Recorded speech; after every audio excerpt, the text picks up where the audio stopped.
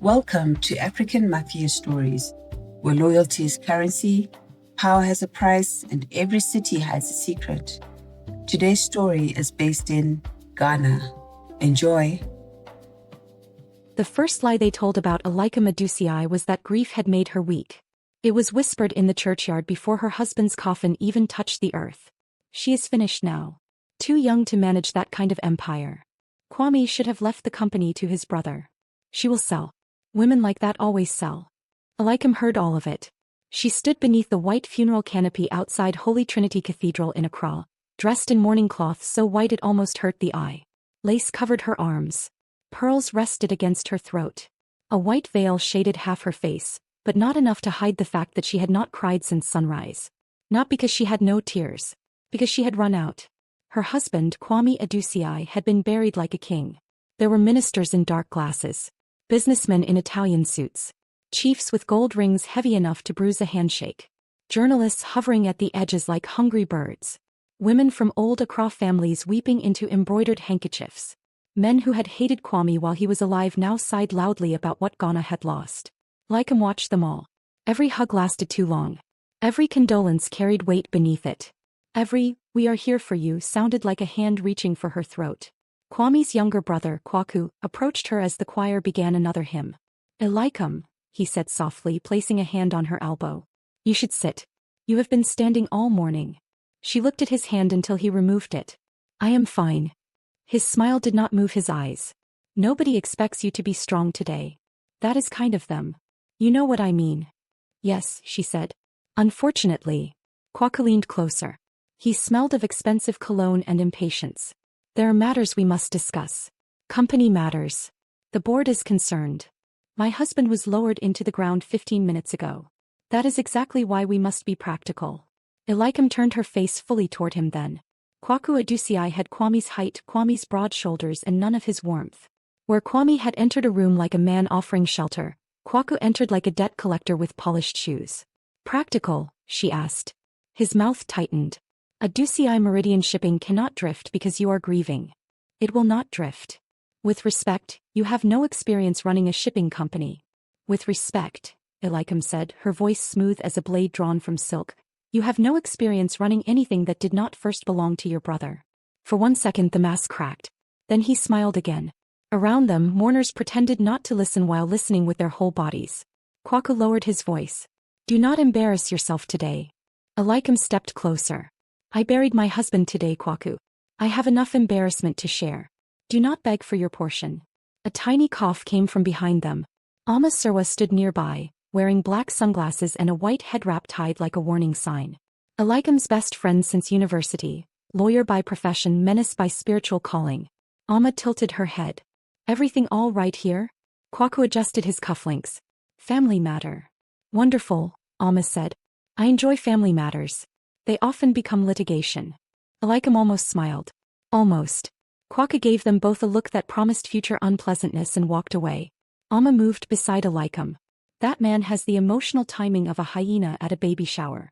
"Ama." "What? Am I lying?" "No." "Then let the record show I am being merciful." Elikem looked across the churchyard.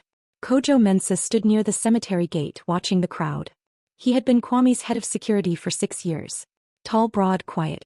The sort of man people noticed only when danger entered a room and suddenly he was already standing between them and it. His dark suit fitted him with military neatness. A thin scar cut through his left eyebrow, giving his face a permanent look of restrained violence. He was not looking at the coffin. He was looking at the mourners. No, Elikem realized. He was studying them. "Kojo has been strange all morning," she said. Ama followed her gaze. "Kojo is always strange. That man looks like he was carved from a locked door. He knows something." "About Kwame?" Elikem swallowed. The sun pressed down on the white canopy. Somewhere behind her, one of Kwame's aunties began wailing again, raw and theatrical as though grief had remembered its lines. Kwame was dead because his car had gone over the side of the road near Aburi 2 weeks earlier. Brake failure, they said. A tragic accident. A terrible loss. But Elikem had seen Kwame the night before he died. She had seen his hands shaking. Kwame Adusei's hands never shook.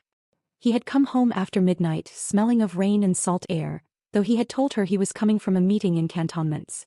He had gone straight to his study, locked the door and spoken on the phone in a voice so low she could not hear the words. When he came to bed he had held her too tightly. "Elikem," he had whispered into her hair, "if anything happens to me, do not trust the men who come smiling." She had turned in his arms, annoyed and afraid. "What are you talking about?" But he had kissed her forehead and said nothing more. The next morning he was gone. Now the smiling men filled the churchyard. Ministers, board members, shipping partners, customs officials, bankers, old friends, old enemies wearing perfume. Amma squeezed her arm. "What are you thinking?" That Kwame was afraid. Amma's mouth softened. "You never told me that." "I did not want it to be true." Before Amma could respond, a man approached them with two others behind him. Nana Yobidiako.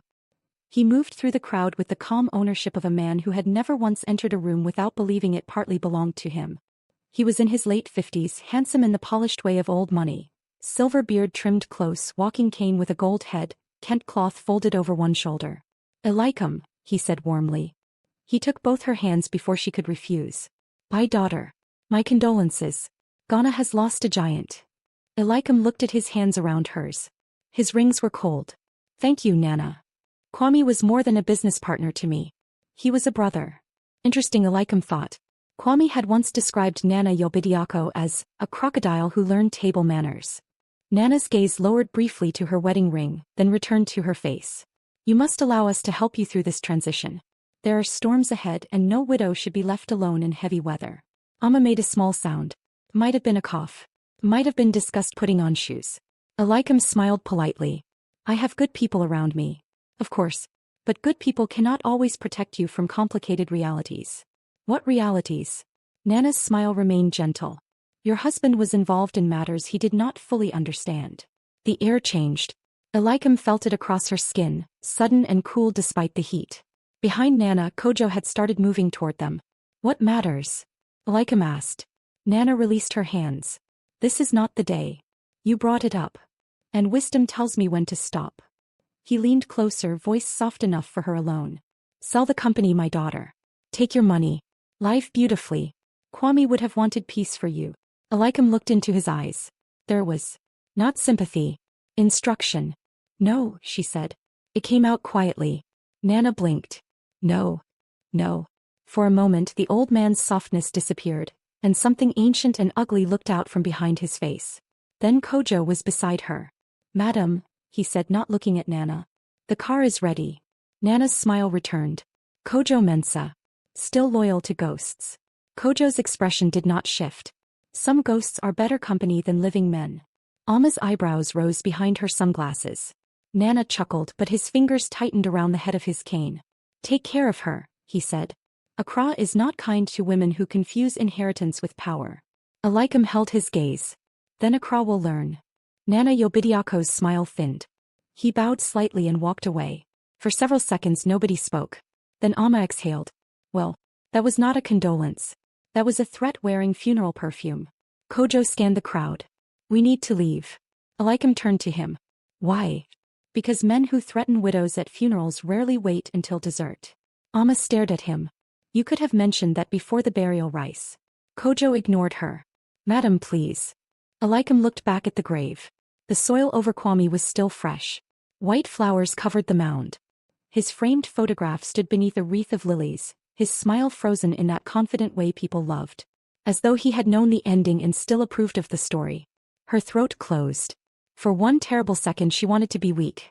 She wanted to collapse into the arms of aunties and cousins, to be fed soup and sorrow, to let other people make decisions, to let the world shrink to one room and one bed and one endless ache. But then she remembered Kwame's voice. "Do not trust the men who come smiling."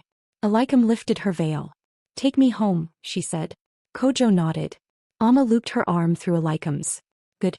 I have removed my earrings in case today becomes educational." Despite everything, Elikem laughed once. It broke in the air like glass. They were halfway to the cars when the first shot rang out. Not loud enough to be a rifle. Not near enough to kill. But close enough to scatter the mourners. The churchyard erupted. Screams tore through the hymn. Men dropped to the ground. Women ran, heels sinking into grass. A minister fell behind a wreath. Someone shouted for security. Someone else shouted that it was fireworks, which was such a stupid lie that even panic rejected it. Kojo moved before Elikem understood what was happening. He shoved her down behind a parked black SUV, covering her body with his. Amma hit the ground beside them, cursing in 3 languages, 2 of which Elikem knew and 1 she respected immediately. Another shot cracked. A car window exploded above them. Glass rained over Elikem's veil. Kojo pulled a pistol from beneath his jacket. Elikem stared at it. "You brought a gun to my husband's funeral?" Kojo glanced at her. "Your husband asked me to." The words landed harder than the gunshots. "Kwame asked me to." Before she could ask what he meant, Kojo fired twice toward the far wall of the churchyard. People screamed again. A motorcycle engine roared beyond the gate. Then silence rushed in, ugly and shaking. Kojo remained over her, eyes sharp, pistol steady. Amma lifted her head. "Are we dead?" "No," Kojo said. "Excellent. I would have hated Kwaku to enjoy the reception." Elikem pushed herself upright. Her hands were trembling now. Her white lace was stained with grass and dust. Tiny pieces of glass clung to her veil like cruel diamonds. Kojo looked at her. "Are you hurt?" "No." "Stay down." "No." "Elikem." It was the first time he had used her name. Not Madam. Not Mrs. Adusei. Her name. She stared at him. "What did you mean Kwame asked you to bring a gun?" Kojo's jaw tightened. "Not here." "Then where?" "At the house." "Why?" He looked toward the gate where the motorcycle had vanished. "Because whoever killed your husband just confirmed you were not supposed to survive the funeral." Elikem felt the whole world tilt. Behind them, mourners began rising slowly from the grass, shocked, sweating, alive. Kwaku was shouting at police officers. Nana Yobidiako was nowhere to be seen. And in the shattered reflection of the SUV window, Elikem saw herself. White dress torn. Veil ruined. Face calm. A widow in white, dusted in glass. Not weak. Not finished. Not buried. Kojo helped her to her feet. Her knees wanted to fold but she refused them. "Take me home," she said again. This time her voice did not tremble. As the car pulled away from the cathedral, Elikem looked back once at the crowd, the grave, the flowers and the men pretending to be shocked. Somewhere in Accra, someone had made a decision. The widow was a problem. Good, she thought. Let them learn how expensive problems could become. Rain began the moment they crossed Independence Avenue. Not ordinary rain. Accra rain. The kind that swallowed roads whole and hammered rooftops like an argument with God. The city blurred beyond the tinted windows of the SUV. Headlights smeared across wet streets. Vendors dragged plastic sheets over roadside stalls. Trotro drivers leaned on horns as though noise alone could part traffic. Inside the vehicle, silence sat heavily between them. Amma had finally stopped swearing. Mostly. Elikem sat in the back seat with her hands clasped tightly in her lap, staring at the faint cuts left by shattered glass against her skin. Tiny red lines. Delicate. Angry.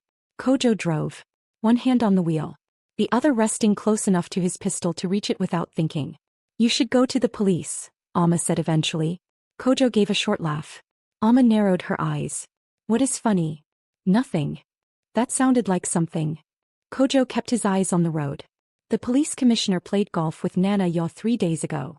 Amma folded her arms. "Wonderful. Corruption before sunset. Ghana never disappoints." Elikem looked at Kojo through the rearview mirror.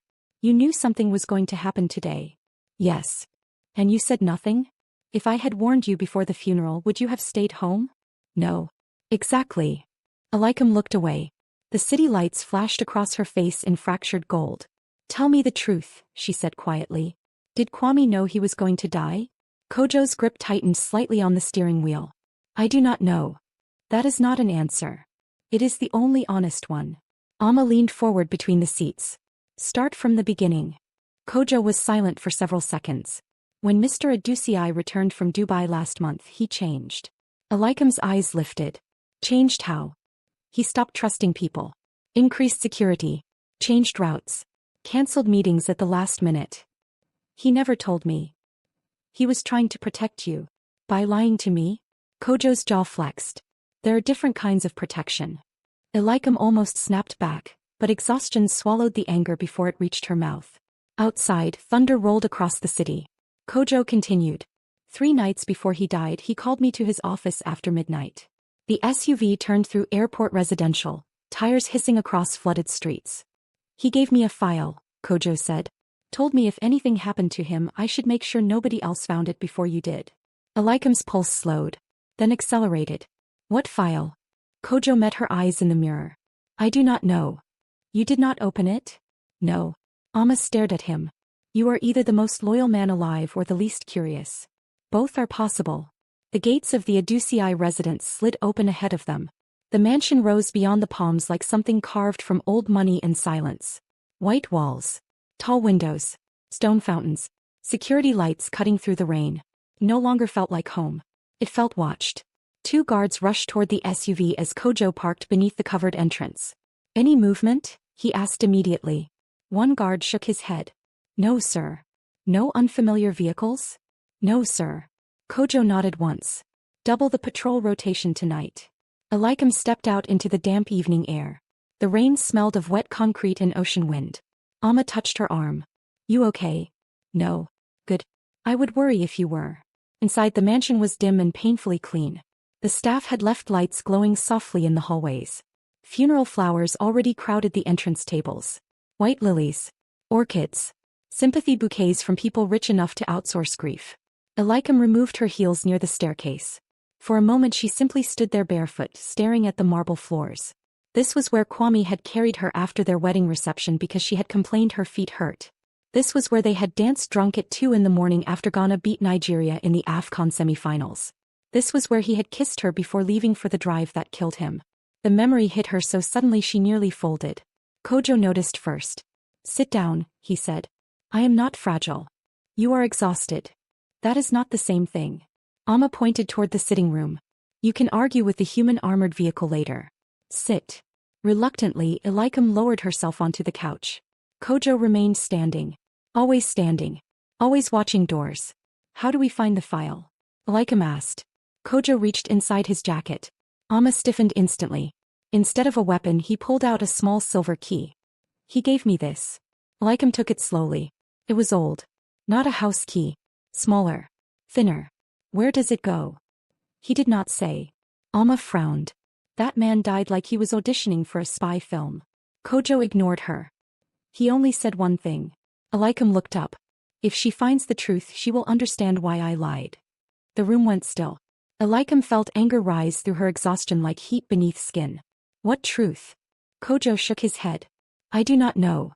That was becoming a very irritating sentence. Amma stood suddenly. Hey. Enough mystery. Rich men always hide secrets in dramatic places. Offices. Safes. Fake paintings. Beneath ugly sculptures they paid too much for. Let us start there. For the first time all day, Elikem felt something other than grief. Purpose. Cold and sharp.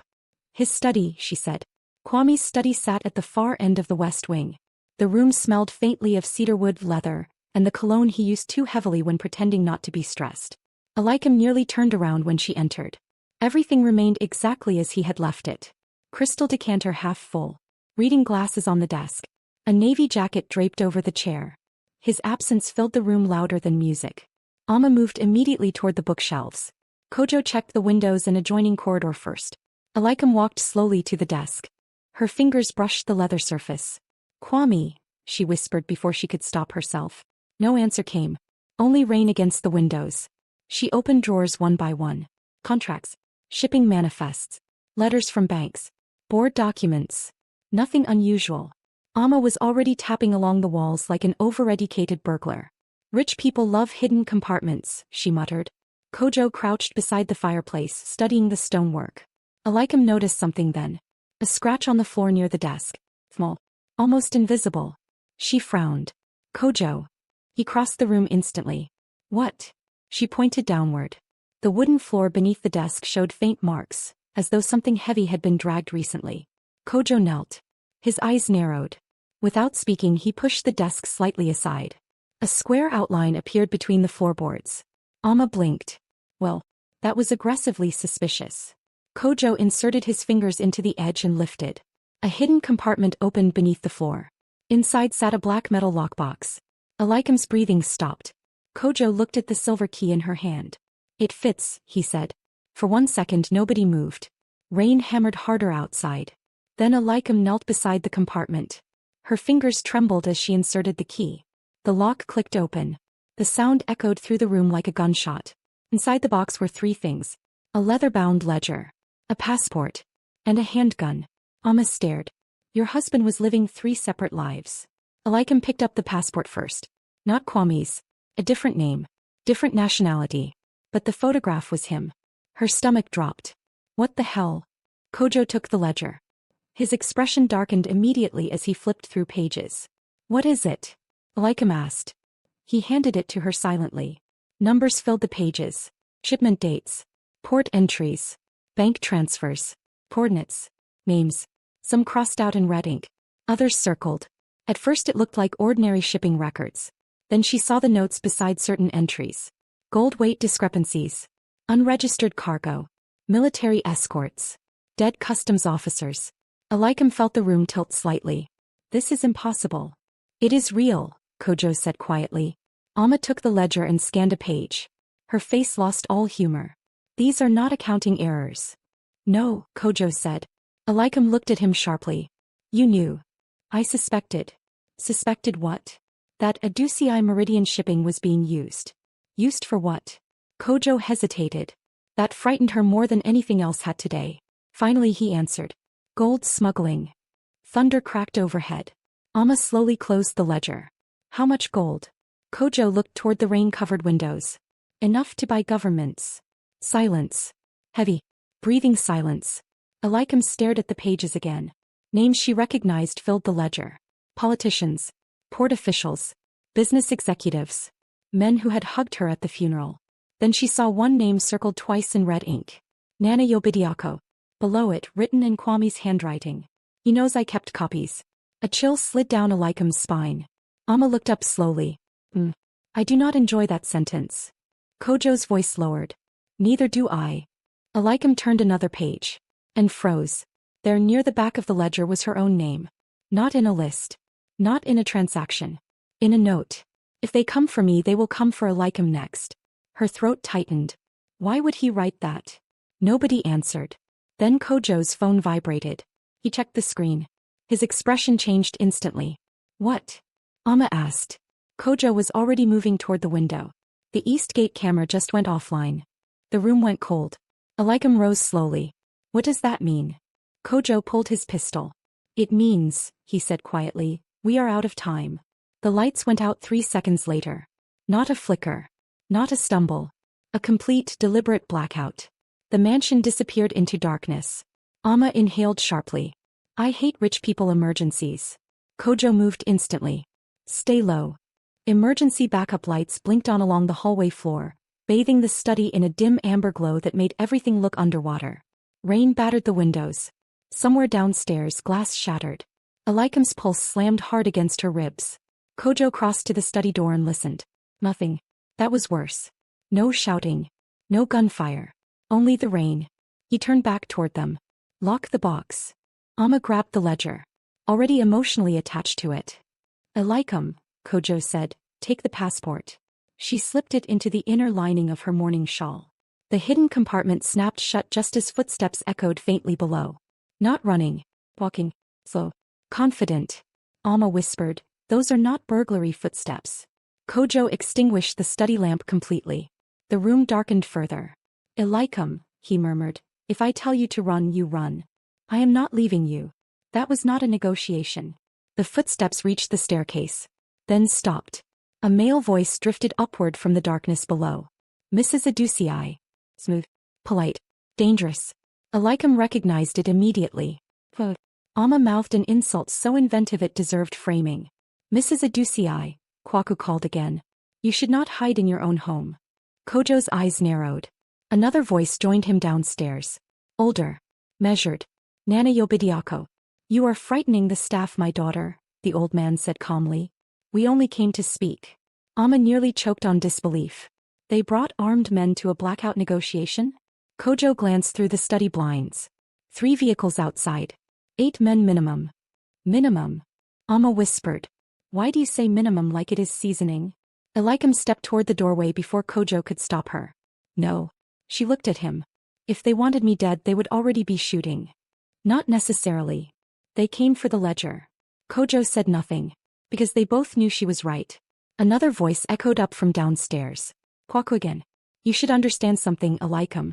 Silence becomes more expensive after midnight. Alma leaned toward Kojo. I officially dislike his poetry. Kojo exhaled slowly. Then he lowered the pistol slightly. Stay behind me. They descended the staircase together. Kojo first.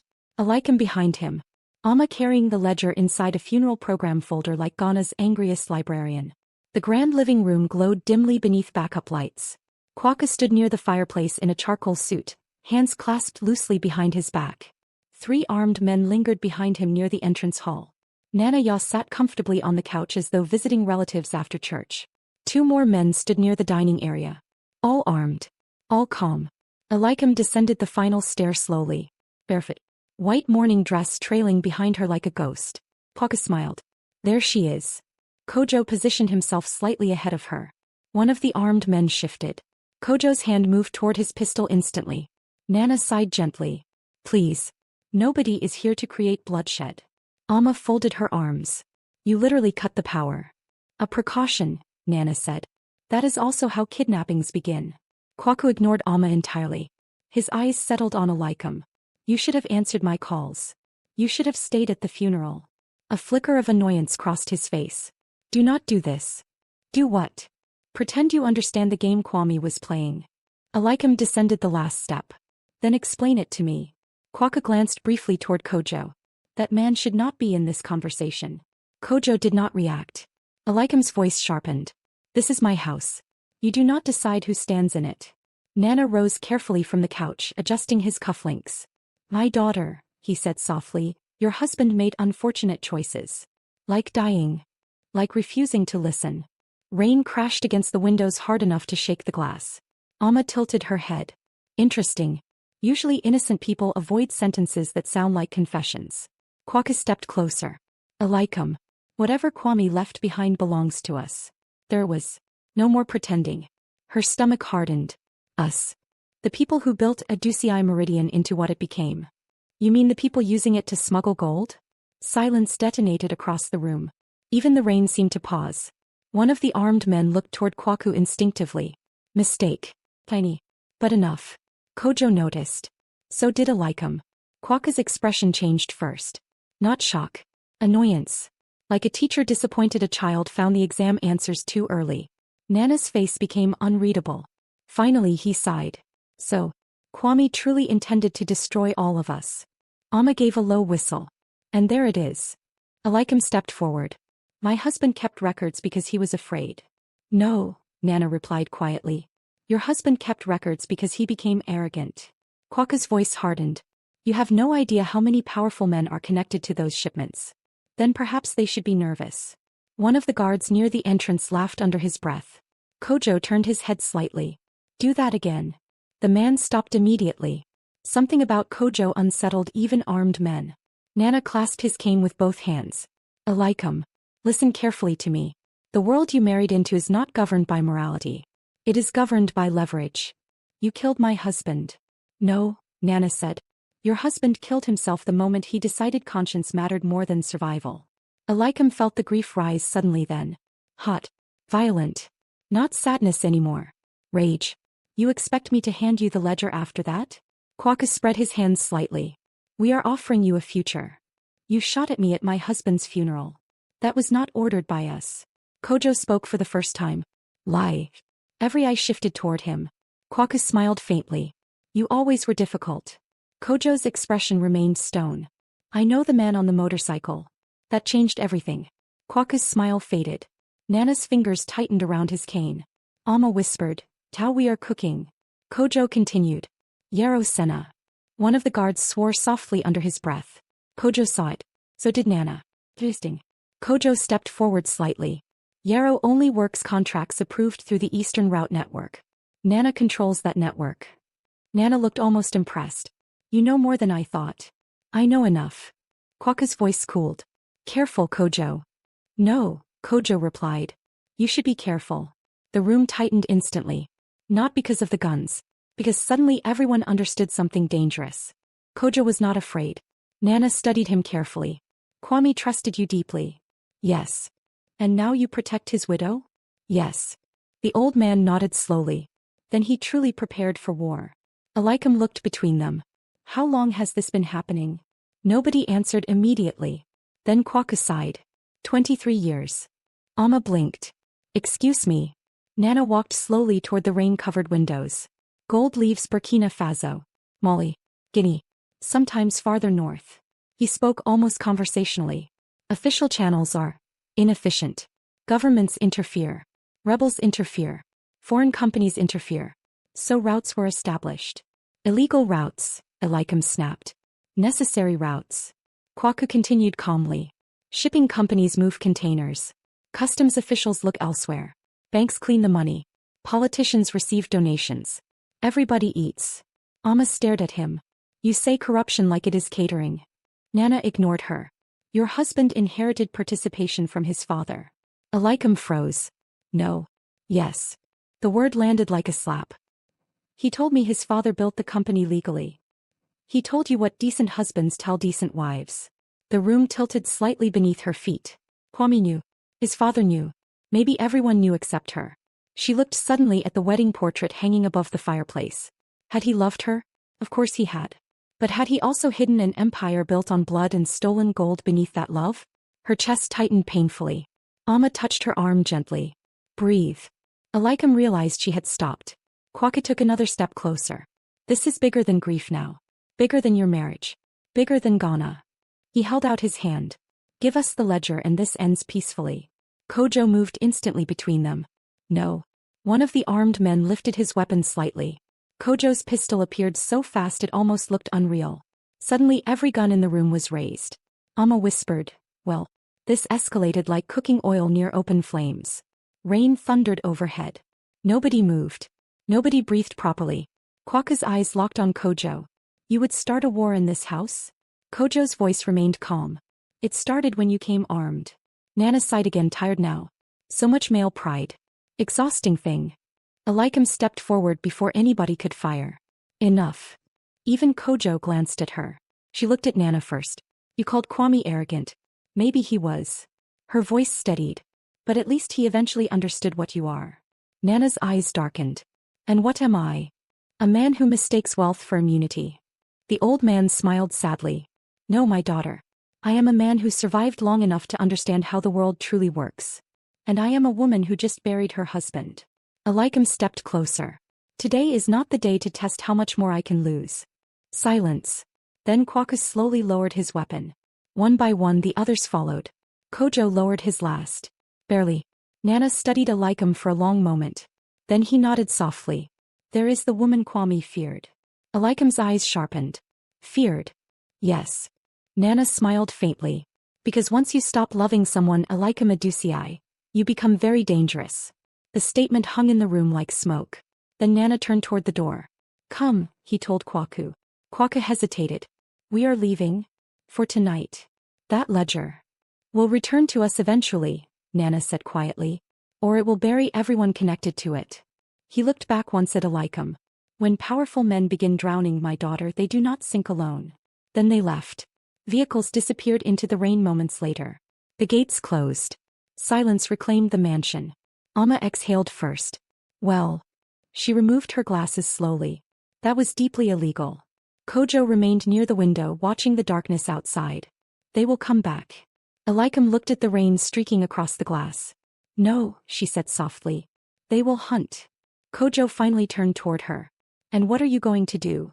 Elikem looked down at the ledger in Amma's hands. At Kwame's handwriting. At the names.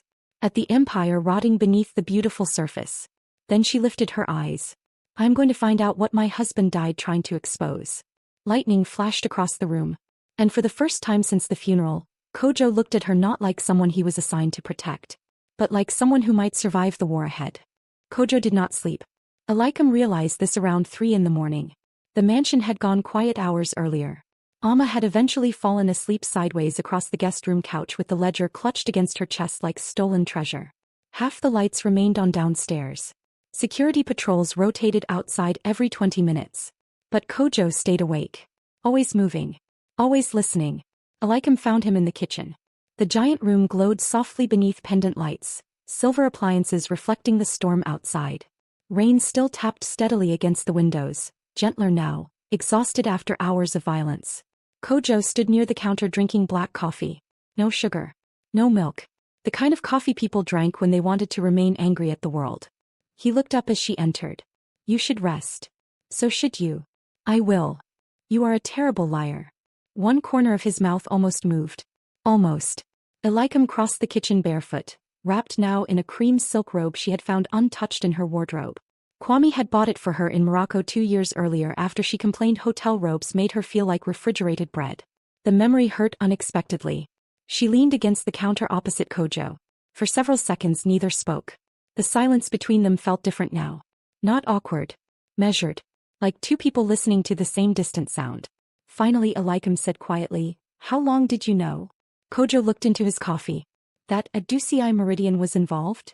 Yes. About a year. Her chest tightened. A year. I did not know the scale. But you suspected. Yes. And you said nothing to me. Kojo lifted his eyes. It was not my place. The answer irritated her instantly. That sentence has destroyed more women's lives than bad men ever did. Something flickered behind his eyes. Not offense. Recognition. You think I should have told you. I think everybody in my life has been making decisions around me as though I am decorative. Kojo absorbed the words quietly. Then nodded once. You are right. The honesty disarmed her. Elikem folded her arms. That was surprisingly fast. I was raised by 3 sisters. Delayed apologies become expensive. Despite herself she smiled faintly. There. You almost look human, she murmured. Kojo looked away before she could fully read his expression. Dangerous, she thought suddenly. Not him. The quiet. The understanding forming too easily between people standing in the wreckage of another man's life. She changed the subject immediately. What exactly did Kwame tell you before he died? Kojo set the coffee mug down carefully. He called me to the office after midnight. The night before the accident? Yes. Lightning flashed faintly beyond the windows. He was drinking, Kojo said. That worried me first. Mr. Adusei rarely drank when stressed. He preferred control. That sounded painfully accurate. He asked me whether I believed loyalty had limits. Elikem frowned. What did you say? That loyalty without morality becomes servitude. A long silence followed. What did he say to that? Kojo's gaze drifted toward the rain. He laughed for almost a minute. Something about that answer hollowed her chest. Because she could hear it. Kwame's tired laugh. Bitter and handsome and wounded all at once. He gave me the key, Kojo continued.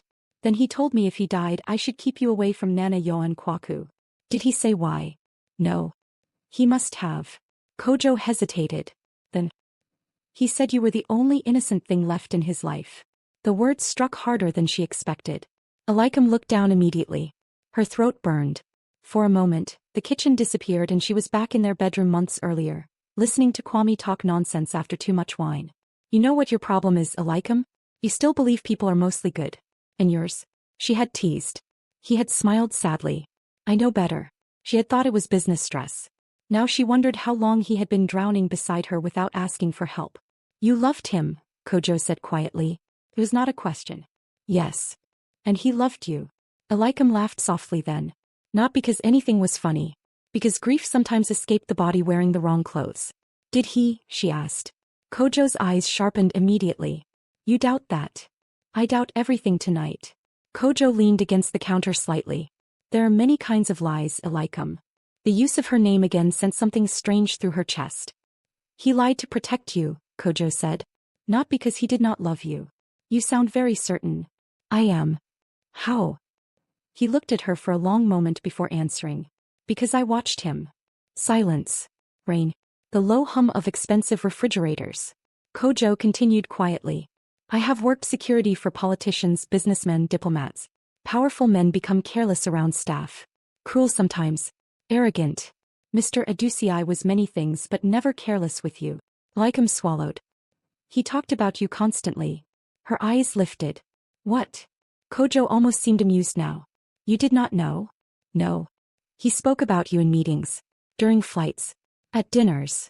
A faint shadow of warmth crossed his face. Once he delayed a negotiation in Nairobi for 2 hours because you called saying a lizard had entered the bedroom. Elikem stared. Then groaned softly. That happened once. He described it like a national emergency. He laughed at me for 3 days. No, Kojo said quietly. He worried for 3 days. The grief came suddenly then. sharp enough to steal breath. Elikem turned away before it broke across her face. But not quickly enough. Kojo saw. Of course he saw. She pressed her palms against the counter. I am angry at him. You are allowed. I buried him 12 hours ago and I am furious with him. That is normal. He lied to me. Yes. He endangered me. Yes. He built our life on corruption. Kojo did not answer immediately this time. Finally. Yes. The honesty hurt. But she preferred it now. Lies suddenly felt like poison. Elikem wiped quickly beneath one eye before the tears could fully fall.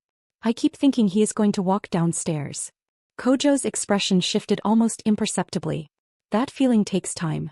You speak from experience. A shadow crossed his face then. Deep enough that she regretted the question instantly. But Kojo answered anyway. My wife died 6 years ago. The kitchen went still. Elikem stared at him. You were married? Yes. The word sounded strange coming from him as though marriage belonged to another version of his life. What happened? Kojo's gaze drifted toward the dark windows. Wrong place. Wrong time. Something cold moved through her spine. How? He was silent so long she thought he would not answer. Then, there was an attempted robbery outside a pharmacy in Kumasi. She was there with our son. Elikem's breath caught. Kojo. Our son survived. The relief came too fast. Then vanished. Because Kojo's eyes remained empty. He was 7, Kojo said quietly. He died 3 months later. The air left her lungs slowly. No wonder, she thought. No wonder this man moved through life like somebody expecting loss around every corner. Elikem stepped closer before thinking about it. I am sorry. Kojo nodded once. Nothing more. As though sorrow had hardened into stone long ago.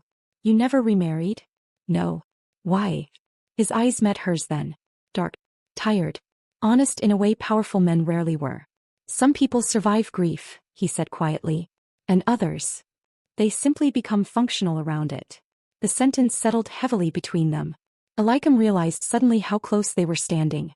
Close enough to notice the faint scar near his throat. Close enough to smell rain and coffee and the lingering trace of gunpowder from earlier. Close enough to become dangerous. She stepped back first. The movement broke something invisible in the room. Kojo looked away immediately. Professional again. Controlled again. Good, she thought. Because anything else would be catastrophic. A soft buzzing interrupted the silence. Kojo's phone. He checked the screen. His expression hardened instantly. What is it? He did not answer immediately. Instead he turned the screen toward her. A photograph. Tima Port. A shipping container split open beneath floodlights. And inside it, gold bars. Dozens of them. Stacked beside sealed military crates. Below the image was a message from an unknown number. Your husband opened the wrong container. A second message appeared. Now you have 2. Elikem's stomach tightened. Kojo was already moving. Wake Alma. What? We are leaving. At 4 in the morning? They know about the ledger. How? Kojo's voice turned colder. Because somebody inside this house is talking. Lightning flashed outside again. And somewhere deep inside the mansion a door creaked open. The door creaked again. Slow. Deliberate. Somewhere beyond the kitchen hallway. Kojo pulled his pistol instantly. The transformation was terrifying to watch up close. 1 second he was a grieving widower drinking coffee. The next he became something sharpened by survival. Elikem, he said quietly, upstairs. Now. I am not running every time someone opens a door. That is not someone opening a door. The softness in his voice had vanished completely. She obeyed. Mostly because the look in his eyes told her this was no longer theory. Kojo moved ahead of her through the hallway, silent despite his size. Every light in the mansion suddenly seemed too bright. Every shadow too deep. Another sound. Footsteps. Alma appeared halfway down the staircase holding the ledger against her chest and a bronze decorative elephant in her other hand. Elikem blinked. Why are you armed with safari decor? Alma whispered furiously. Because rich people never keep practical objects. Kojo almost looked offended by reality itself. Who opened the east corridor door? He asked sharply. Alma frowned. Nobody. I locked it. All 3 of them froze. Because the east corridor door stood open now. Rain-cooled air drifted through the darkened hallway beyond it. Kojo motioned them back silently. Then he advanced. Every movement precise. Controlled. Elikem watched him disappear briefly into shadow. A second later he crouched near the open door. Something gleamed on the marble floor. Kojo picked it up carefully. A phone. Type. Burner model. Its screen was still lit. Kojo's expression darkened instantly. What? He turned the screen toward them. One sentence filled the display. Check the garage. Alma whispered, I officially hate this evening. Kojo moved immediately. Stay behind me. The garage sat detached behind the west wing of the mansion, large enough to hold 6 vehicles beneath polished concrete and automatic lighting. As they crossed the courtyard, rain misted against Elikem's skin. The world smelled metallic. Storm-soaked. Wrong. Kojo keyed the garage door open remotely. Lights flickered on. 3 vehicles sat inside. Elikem's Range Rover. Kwame's black Mercedes. And Kojo's Land Cruiser. Nothing moved. Nothing looked disturbed. Then Kojo stopped walking. Elikem. His voice had changed again. She followed his gaze. Kwame's Mercedes sat slightly crooked. The driver's side door was open. She felt her heartbeat slow. Not from calm. From dread. Kojo approached first. Gun raised. Alma muttered prayers under her breath that sounded suspiciously insulting toward multiple criminals. The interior light of the Mercedes glowed softly. Then Elikem saw it. Blood. A thick streak across the leather seat. Fresh. Kojo checked the rear seats instantly. No body. But on the passenger seat rested a sealed brown envelope. Her name was written across it. Elikem. Kojo grabbed the envelope before she could touch it. You should let me check it first. You are becoming very bossy. And you are becoming a target. Fair point. Kojo opened the envelope carefully. Inside was a photograph. He stared at it once. Then went still. Elikem knew that kind of stillness now. Bad stillness. Kojo. He handed her the photograph silently. The world narrowed. Tima port. Floodlights. Shipping containers. And Kwame. Alive. The timestamp showed 3 nights before his death. Kwame stood beside an open container filled with gold bars and military crates. He was arguing with someone partially visible in the image. Nana Yobidiako. Another man stood beside them. European maybe. And behind them, almost hidden by shadow, was Kwaku. Elikem's throat tightened painfully. On the back of the photograph were handwritten words. He tried to stop the final shipment. Alma looked over her shoulder. Well, she said softly, that feels catastrophic. Kojo studied the garage entrance. Someone came inside this property. Yes, Alma replied. We gathered that from the mysterious blood and psychological terrorism. They bypassed security. That landed harder. Because Kojo was not a man easily rattled. Elikem looked again at the blood on the driver's seat. Whose blood is that? Nobody answered. Then Kojo noticed something else. A small black tracking device attached beneath the dashboard. His face darkened immediately. They tagged the vehicle. Alma's eyes widened. As in spy movie tagged? Yes. Wonderful. Lovely. Fantastic.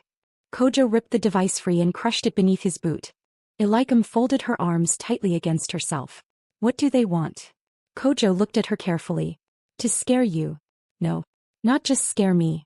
He did not answer. Because she already knew. They want the ledger. Lightning flashed beyond the garage door.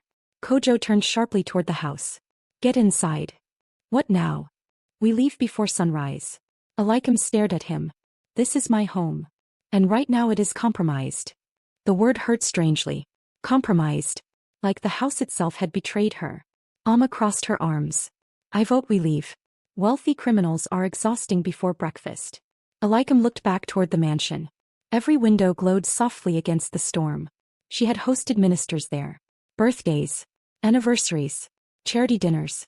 Christmas parties where Kwame danced badly after whiskey and insisted everybody else lacked rhythm. Now the entire place felt poisoned. Kojo's phone vibrated again. He checked the screen instantly. Then cursed under his breath. Alma looked scandalized. You swear. Very selectively. What happened? Kojo turned the screen toward them. It was a shipping manifest.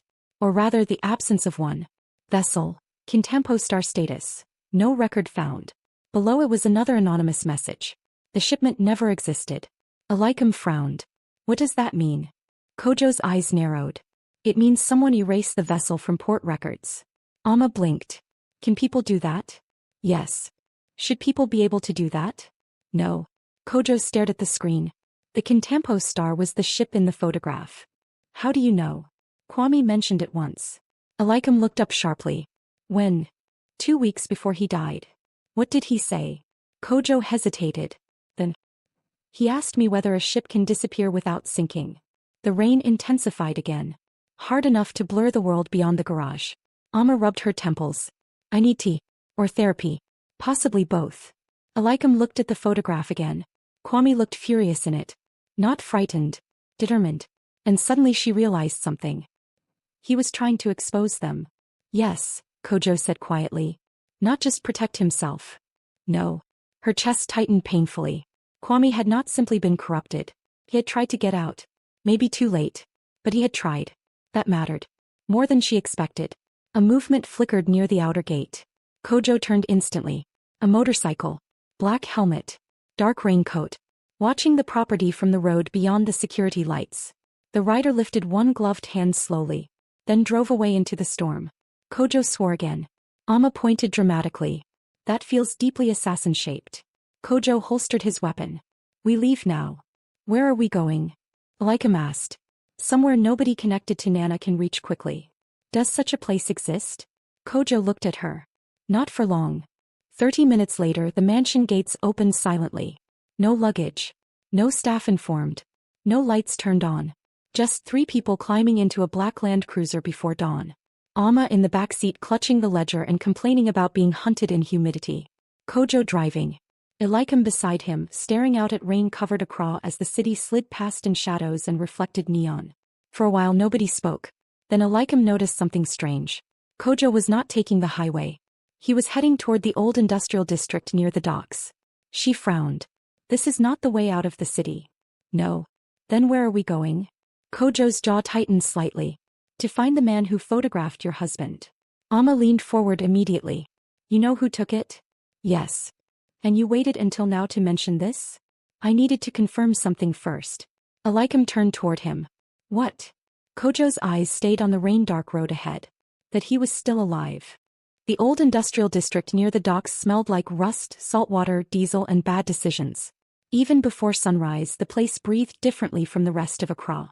Cargo trucks growled through puddles. Floodlights cut through mist rising off the sea. Men unloaded crates with the exhausted rhythm of people who had stopped asking what they were carrying years ago. Kojo parked beneath the broken sign of a shuttered cold storage warehouse. No company logo. No visible guards. Which meant there were definitely guards. Amma looked through the rain-streaked window. If we die here, I want it noted that I specifically objected to all of this. Kojo killed the engine. You can stay in the vehicle. Amma looked offended. Absolutely not. I have already moisturized for danger. Elikem almost smiled. Almost. Kojo exited first, scanning the loading yard carefully before motioning them forward. The warehouse door opened before they reached it. A man stepped into the dim light inside. Gray beard. One blind eye clouded white beneath an old scar. He wore fisherman's boots and held a shotgun loosely against one shoulder like an accessory he happened to own. Elikem Adusei, he said. His voice carried the rough scrape of old cigarettes and older disappointments. You look like your mother. Elikem slowed. You knew my mother? The man ignored the question entirely. Instead his gaze shifted to Kojo. You brought company. Kojo's expression did not change. I brought a problem. The old man grunted. In this city those are the same thing. Amma whispered toward Elikem. I feel like every man Kojo knows was carved during a war. They entered the warehouse. Inside, the place had been converted into something between an operations room and a graveyard for forgotten machinery. Old shipping maps covered one wall. Radios crackled softly near stacks of cargo manifests. A generator hummed somewhere deeper inside. The old man shut the warehouse door behind them. Name's Solomon Arma, he said finally. Most people call me Solo. Amma nodded politely. Most people call me stressed. Solo's good eyes settled on Elikem. You brought the ledger? Kojo answered before she could. Yes. Good. Solo limped toward a cluttered wooden table. Because men are already dying over it. Elikem stiffened. The blood in the garage. Solo nodded once. One of your guards. The room went cold. Amma swore softly. Elikem's stomach twisted. Dead. No, Solo pulled a chair out slowly and Saturday, yet. Kojo's face hardened. Where? They found him near the motorway. Broken ribs. Knife wound. Solo lit a cigarette. He talked before passing out. What did he say? That somebody inside the Adusei security detail has been feeding information to Nana's people for months. Silence. Heavy, ugly silence. Kojo absorbed it without visible reaction. Too controlled. Too still. That frightened Elikem more than anger would have. You already suspected, she realized. Yes. Amma stared. Your life is horrifying. Solo exhaled smoke toward the warehouse ceiling. Your husband figured it out 3 weeks ago. Elikem stepped closer instantly. You spoke to Kwame? Yes. When? The night this photograph was taken. He slid another photograph across the table. Elikem picked it up carefully. The same dockyard. Same containers. But this time Kwame stood alone beside the open cargo hold, speaking urgently into a satellite phone. He came here terrified, Solo said quietly. First time I ever saw that man afraid. Elikem looked at Kojo sharply. You said he was trying to stop a shipment. He was. Solo nodded. The Contempo star wasn't carrying ordinary smuggled gold. He tapped ash into a metal tray. It was carrying military-grade weapons hidden inside gold consignments. Amma blinked twice. Naturally. Elikem frowned. Weapons for who? Solo's expression darkened. Whoever pays. The answer chilled the room. Kojo leaned against the table. How many crates? Enough to start a civil war somewhere unpleasant. Rain hammered the warehouse roof overhead. Elikem looked again at the photograph of Kwame. He tried to stop it alone? No, Solo replied quietly. He tried to expose it. Amma folded her arms. And the syndicate killed him. Solo gave a slow nod. No. Everybody turned toward him. No. Elikem repeated. Solo's blind eye seemed almost ghostly beneath the dim warehouse lights. Kwame Adusei was not supposed to die. The sentence landed strangely. Kojo's expression sharpened immediately. What do you mean? Solo reached beneath the table and pulled out a shipping folder. Inside were customs copies, handwritten notes, and printed manifests marked confidential. He flipped to one page. This was the original plan. Elikem leaned closer. A route map. Tima port to Abidjan. Below it. Transfer target. Ledger recovery only. No assassination order, Solo said. Kojo's eyes narrowed. Then who changed it? Solo met his gaze. That, he said quietly, is why you are all still alive. The warehouse fell silent except for rain and the faint hum of the generator. But suddenly the story changed shape. Kwame had not simply been murdered. Someone had escalated the operation without authorization.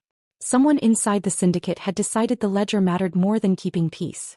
Amma looked between them slowly. So we have secret gold routes, disappearing ships, illegal weapons, corrupt politicians, infiltrated security teams, and now a mystery murderer inside the mystery murder group. She paused. I would like everyone to know I miss my apartment. Kojo ignored her. Who knew about the ledger besides Nana and Kwaku? Solo hesitated.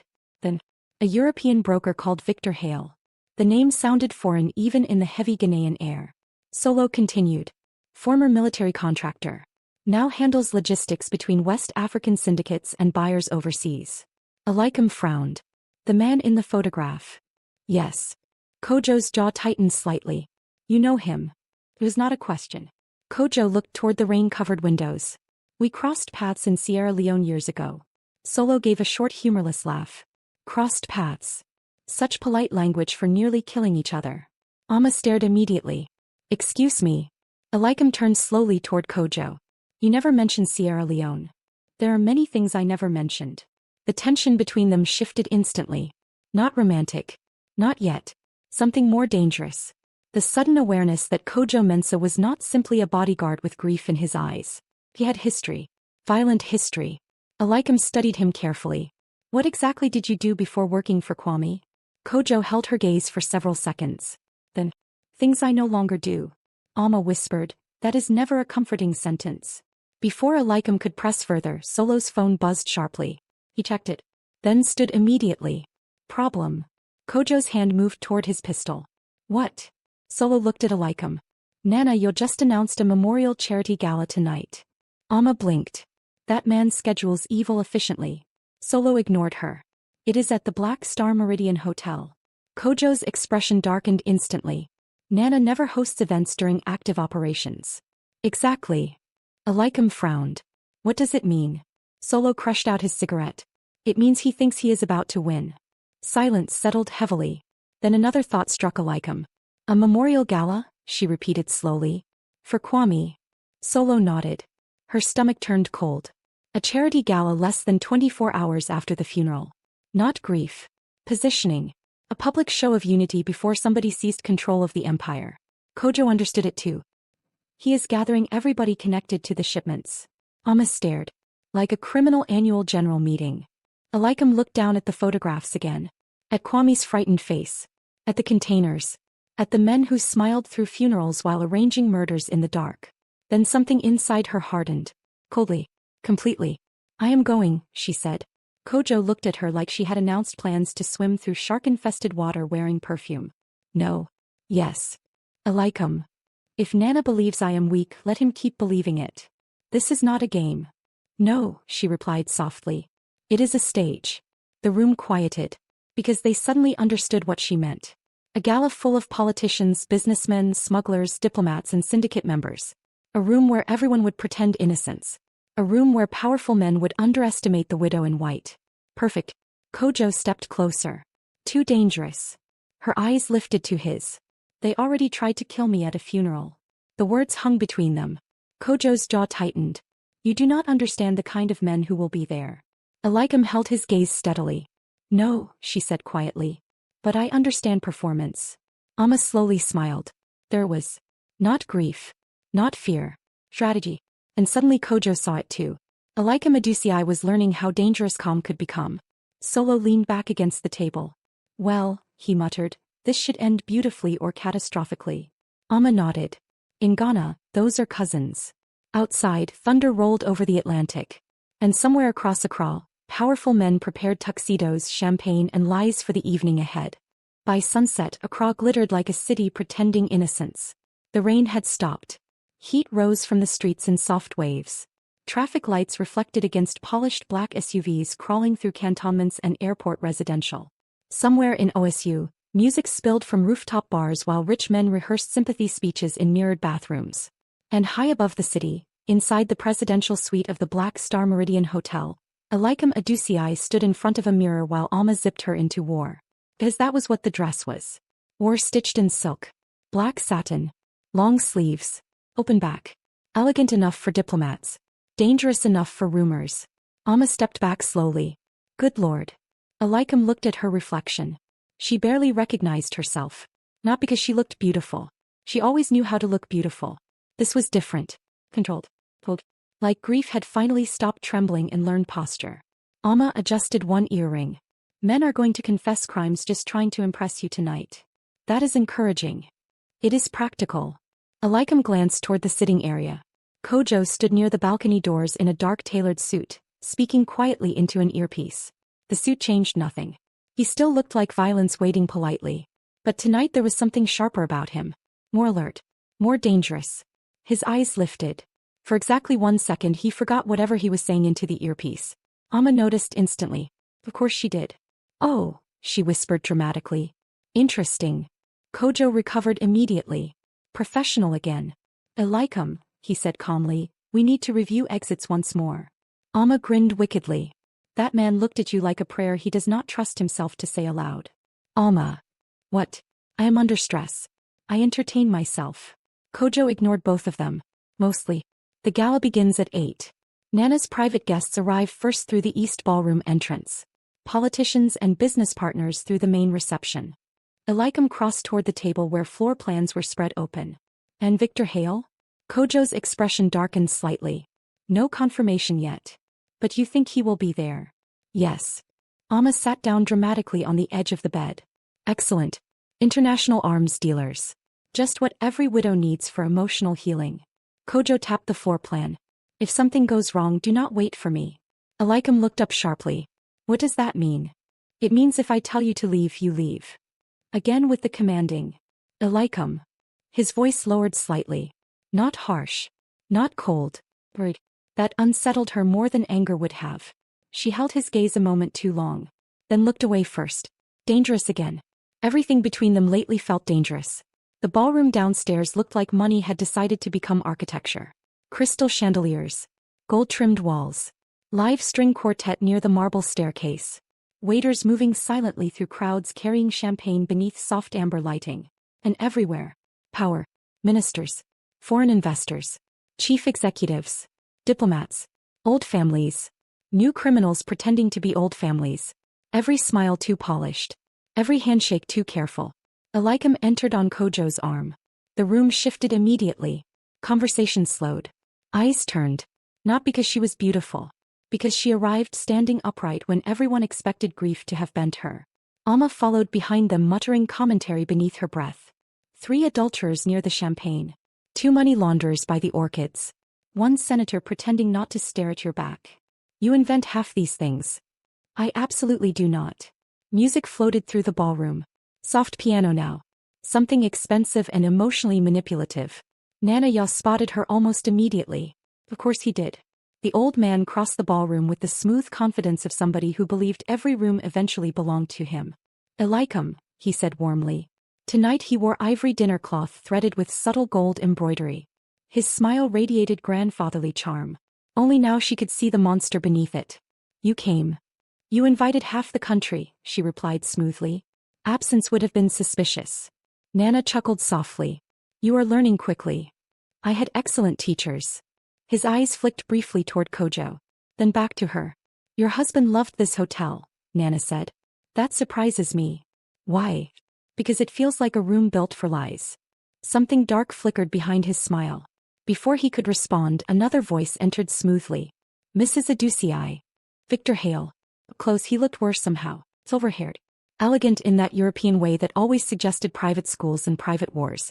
His smile was charming enough to sell poison. Elikem, he corrected softly after taking her hand. Hey I. She allowed it reluctantly. His eyes lingered on her face a fraction too long. Kwame spoke about you often. I am discovering my husband spoke to many people. Victor smiled faintly. Yes. That became unfortunate. Kojo stepped subtly closer. Victor noticed. Amusement touched his mouth. You still travel with attack dogs, I see. Kojo's voice remained calm. You still survive by standing behind other men. The temperature around them dropped several degrees. Nana intervened smoothly. Gentlemen. Tonight is about remembrance. Amma appeared beside Elikem holding champagne. This feels like the least relaxing remembrance event in human history. Victor's eyes shifted toward her. And you are. The friend who says things everybody else is too rich to say aloud. He smiled despite himself. I like her. No you do not, Alma replied instantly. Before tension could sharpen further, applause rippled through the ballroom. Kwaka stood near the stage, microphone in hand. Smile rehearsed. We gather tonight, he began smoothly, to honor the life and legacy of my beloved brother Kwame Adusei. Elikem nearly laughed. Not from humor. From fury. The performance was astonishing. Kwaka spoke beautifully about leadership, generosity, vision, Ghanaian excellence. The crowd nodded along solemnly while servers refreshed champagne beneath chandeliers. Liars applauding liars. Then Kwaka said something that froze the room inside Elikem's chest. My brother believed deeply in loyalty. Kojo stiffened beside her. And in protecting family. Nana's eyes shifted briefly toward Victor. Subtle. Quick. But enough. Something was happening beneath the speech. Something planned. Kojo noticed too. His hand brushed lightly against Elikem's lower back. A warning.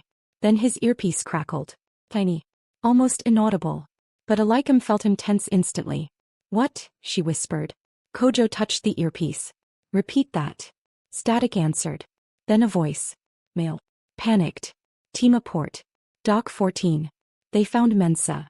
Kojo's face changed immediately. What happened? The answer came broken through interference. Dead. The word struck like a physical blow. Kojo went completely still. Elikem frowned. Who? One heartbeat. Then Kojo answered quietly. Daniel Mensah. Recognition hit her instantly. The guard from the mansion. The one who had survived. Amma inhaled sharply. Oh no. Kojo was already moving. Elikem, we leave now. But before they could turn, the ballroom lights dimmed suddenly. A giant memorial screen descended above the stage. Photos of Kwame began appearing. Childhood. University. Business awards. Political dinners. Marriage photos. Applause rose gently through the ballroom. Then the screen glitched. Kwaka froze mid-speech. Static flooded the projector. And suddenly a new image appeared overhead. Dockyard security footage. Tima Port. Date stamped 3 nights before Kwame's death. The ballroom erupted into confused murmuring. Then everyone saw it clearly. Kwame. Arguing violently beside shipping containers. Nana. Victor. With Kwaku. And then. Gunfire. A single flash. Kwame stumbling backward. The ballroom exploded. Shouting. Gasps. Champagne glasses dropping. The footage cut abruptly to black. Silence crashed across the room. Absolute silence. Nana Ya's face had gone pale for the first time since Elikem met him. Victor turned slowly toward Kwaku. What did you do? The question landed like dynamite. Kwaku looked stunned. I did not. Then the ballroom doors burst open. A bloodied port worker staggered inside, clutching his stomach. People screamed instantly. Security surged forward. The man collapsed against the marble floor, leaving a red smear behind him. And with his final breath he pointed directly at Kojo Adusei. You killed him, he rasped. Then died beneath the chandeliers. Panic detonated across the ballroom. Politicians rushed for exits. Guests shouted over each other. Phones appeared everywhere. Security guards drew weapons. Nanayo grabbed Kwaku violently by the arm. You fool. I did not shoot him. Kojo pulled Elikem backward immediately. We move now. But Elikem could not stop staring at Kwaku, because for the first time since the funeral he looked genuinely terrified. Which meant one horrifying thing. Somebody else was controlling the board now. Chaos swallowed the ballroom whole. Ministers shoved past socialites toward exits. Security teams barked into radios. One woman fainted dramatically beside the dessert station and remained ignored because murder had outranked etiquette. Kojo pulled Elikem through the crowd with one hand firm against her waist. Do not stop. Behind them, Kwaku was shouting at hotel security while Nanayo argued furiously with Victor Hale in low, venomous tones. The syndicate was cracking in public. Dangerous. Very dangerous. Amma appeared beside them, somehow still holding her champagne. I paid attention during fire drills in school, she explained breathlessly. Why are you still carrying that? Elikem demanded. Amma looked offended. It is expensive champagne. Gunshots cracked somewhere outside the hotel. The ballroom screamed again. Kojo swore under his breath. Service corridor. Now.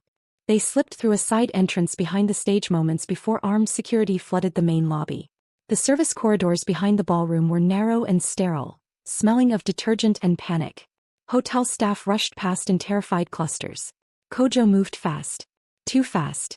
Elikem nearly stumbled in heels. He caught her instantly. For one brief second they collided chest to chest in the narrow corridor. His hand tightened around her arm. Her breath caught. Dangerous again. Everything with him lately felt 1 inch away from disaster. Sorry, he murmured. You keep apologizing while dragging me through violence. Multitasking. Amma stared at both of them. Oh, this is becoming deeply inconvenient. What is? The tension. She waved vaguely between them. Very cinematic. Very stressful. Before Elikem could threaten her properly, Kojo's phone buzzed sharply. He checked the screen. Then stopped walking entirely. What? Elikem asked. Kojo looked at her strangely. Not frightened. Not angry. Something worse. Conflicted. What is it? She repeated. Instead of answering, he handed her the phone. A file had been sent anonymously. Audio recording. Timestamped 2 days before Kwame's death. Elikem pressed play. Static crackled first. Then voices. Kwame. And another man. Victor Hale. You promised nobody would touch her, Kwame said sharply. Victor's voice answered smoothly. Then give us the ledger. You already have the shipments. We require insurance. And if I refuse? Then Victor replied quietly. Your wife is more vulnerable than you understand. Elikem felt cold spread slowly through her body. The recording continued. Kwame again. If anything happens to Elikem, I burn every route you built. Then another voice entered unexpectedly. Female. Unknown. You should have done that years ago. Silence. Then Kwame whispered one word. Ajoa. The recording ended. The corridor suddenly felt too small. Too warm. Elikem stared at the screen. Amma frowned immediately. Who is Ajoa? Elikem swallowed slowly. I do not know. But something in her chest already knew that was a lie. Not consciously. Not fully. But the name tugged at something buried. Some memory half forgotten. Kojo took the phone back carefully. We need to move. Elikem grabbed his wrist before he could lower it. Who is she? I do not know. You recognize the name. His silence answered for him. Elikem. No. Her voice sharpened. No more protecting me with half-truths. The corridor went still. Amma wisely stepped backward. Kojo looked at Elikem for several long seconds. Then exhaled slowly. Kojo Mensah. The surname hit oddly. Mensah. Same as the dead guard. Elikem frowned. She worked for Kwame? No. Then who was she? Kojo's jaw tightened. She was an investigative journalist. The pieces shifted suddenly. How do you know her? Kojo hesitated. Then, she disappeared 3 years ago. Silence. Cold silence. Alma whispered, this family has too many secrets. Elikem stared at him. What does she have to do with my husband? Kojo rubbed a hand across his face briefly. Before working for Kwame, Adusei investigated illegal gold movements through Tima Port. Her pulse slowed, then accelerated. She found the syndicate. Yes. And? Kojo's eyes met hers carefully. She vanished before publishing. The corridor lights hummed faintly overhead. Somewhere above them, muffled shouting still echoed through the hotel. But Elikem barely heard any of it now. Because suddenly another memory surfaced. 3 years earlier. Kwame returning home furious after a phone call. Elikem asking what happened. Nothing, he had said too quickly. Just a journalist causing trouble. At the time she had ignored it. Now the memory crawled across her skin like ice. She was investigating him, Elikem whispered. Yes. Did he have her killed? Kojo answered immediately. No.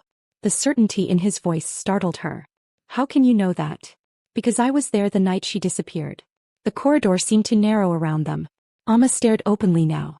I am beginning to think all of you require psychological evaluations. Kojo ignored her. Adusei contacted Kwame privately after uncovering the weapons routes. Elikem folded her arms tightly. Why? Because she realized somebody inside the Ghanaian government was involved. And my husband helped her? Yes. The answer stunned her. Why? Kojo's expression darkened. Because by then Kwame wanted out. A terrible thought entered Elikem's mind. What happened to her? Kojo looked away briefly. That is the problem. What problem? We never found a body. Silence. Then Alma whispered dramatically. Nope. I reject that entirely. Elikem's mind raced. Adusei disappeared. Kwame changed. The ledger appeared. The weapons shipments escalated. And now someone was systematically tearing the syndicate apart from inside. Her stomach tightened. What if she is alive? Kojo's eyes sharpened instantly. He had clearly already considered it. Alma pointed accusingly between them.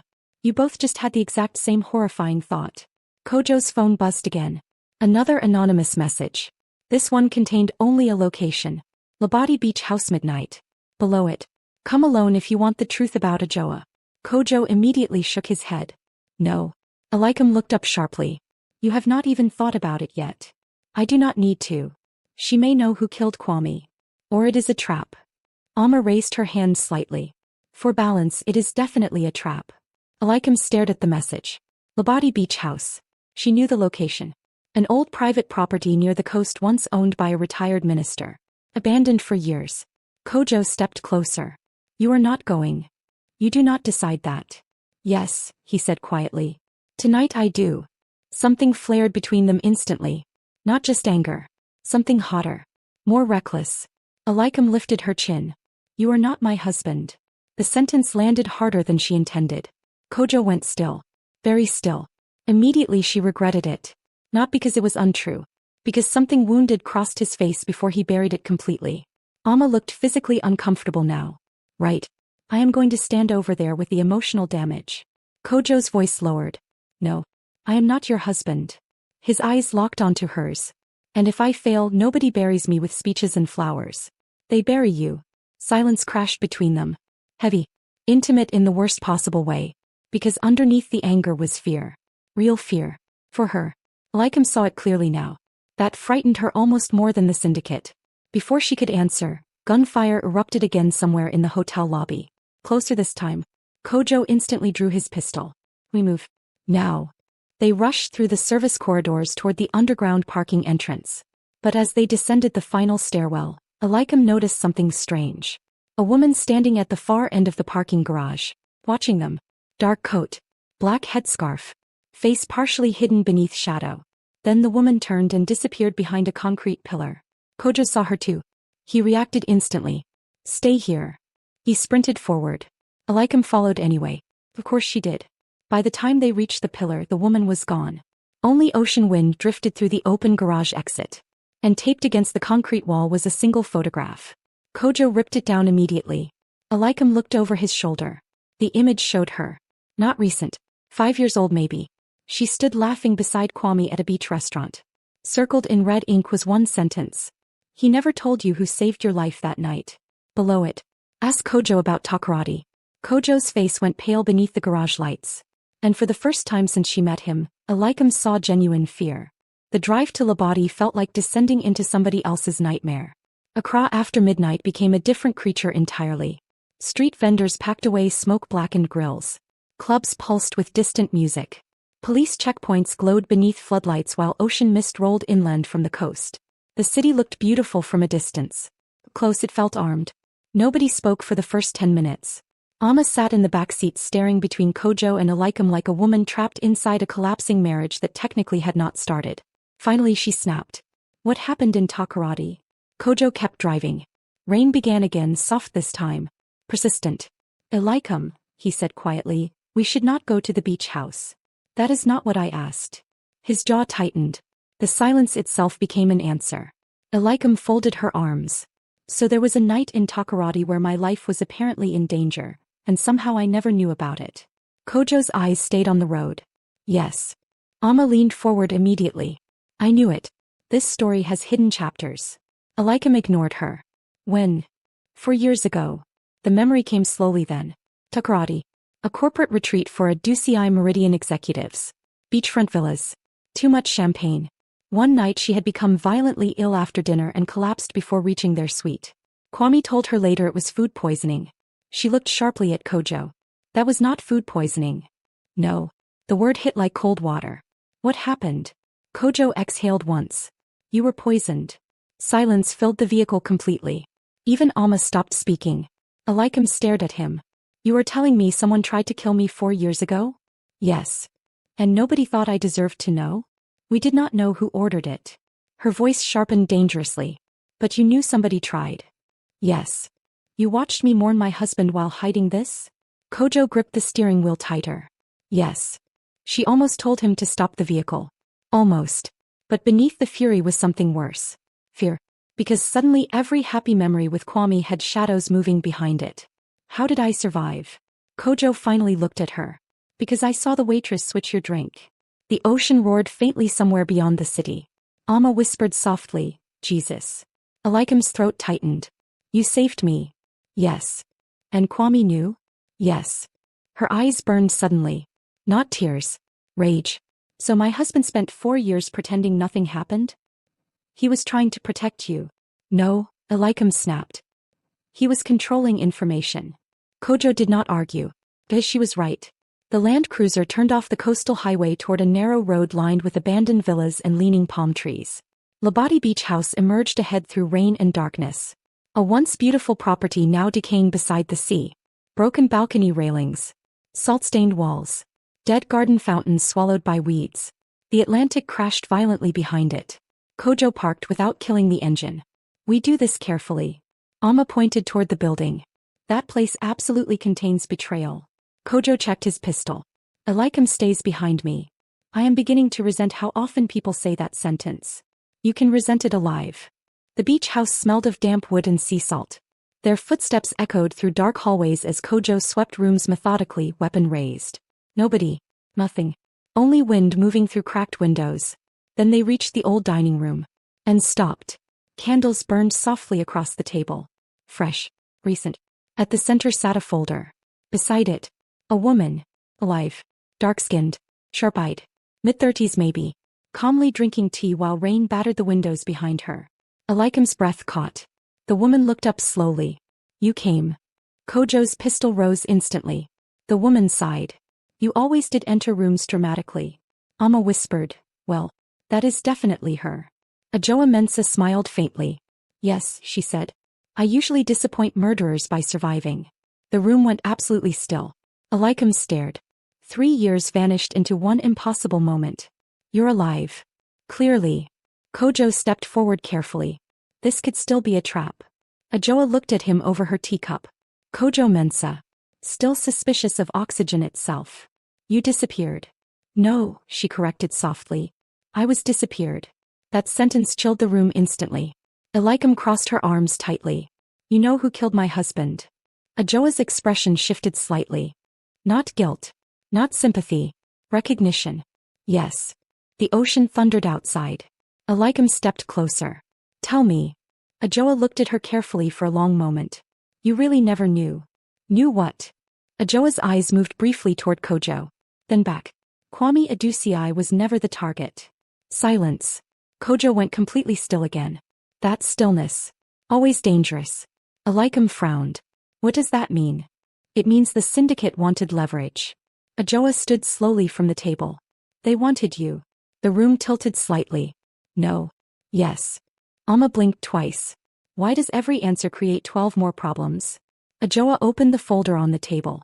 Inside were photographs, documents, maps, shipping routes, and one old newspaper clipping. Elikem picked it up slowly. A church fire. 20 years ago. Cape Coast Cathedral archives destroyed in overnight blaze. Below the headline was a photograph of priests carrying charred documents from the ruins. What is this? Ajoa's expression darkened.